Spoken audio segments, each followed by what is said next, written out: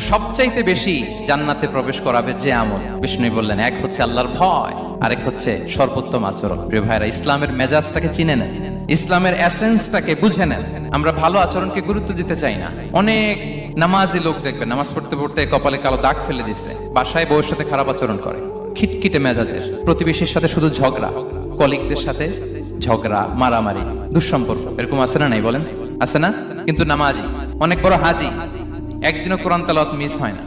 তো এত আবাদত করেও সে ইসলামের আসল এসেন্সটাকে ধরতে পারেনি। বিষ্ণু বললেন, সবচেয়ে বেশি জান্নাতে প্রবেশ করাবে যে দুটি আমল, একটি হচ্ছে তাকওয়াল্লাহ, আল্লাহর ভয়, আরেকটি হচ্ছে উত্তম আচরণ, সর্বোত্তম আচরণ। তো আমরা যেন উত্তম আচরণের অধিকারী হই, আমার স্ত্রীর সাথে যেন ভালো আচরণ করি, প্রতিবেশীর সাথে যেন ভালো আচরণ করি, ছেলে মেয়েদের সাথে যেন আমাদের অ্যাটিটিউডটা ভালো থাকে, আচরণটা ভালো থাকে, কলিগের সাথে যেন ভালো থাকে। বিশ্বনবীর আচরণ যেমন ছিল তেমন আচরণ যেন আমরা গড়ে তুলতে পারি। আওয়াজ করে পড়ুন আমিন।